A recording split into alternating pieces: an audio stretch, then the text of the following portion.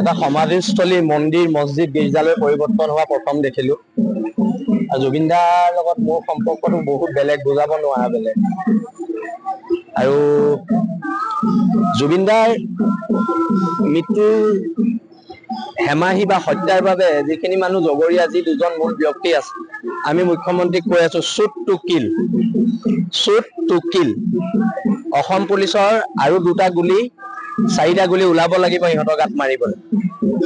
আজি হিমন্ত বিশ্ব শাসনকালত আমি বহুত এনকাউণ্টাৰ দেখিলো, কিন্তু এই মানুহকেইটা কিয় এনকাউণ্টাৰটো আমি দেখা নাই। যিকেইটা মানুহক ইতিমধ্যে অসমৰ জনতাই মৃত্যুদণ্ড ৰায় দি থৈছে, সেইকেইটা মানুহ ইমান দিন কেনেকে জীয়াই আছে, তাক লৈ আমাৰ চৰকাৰক প্ৰশ্ন আছে।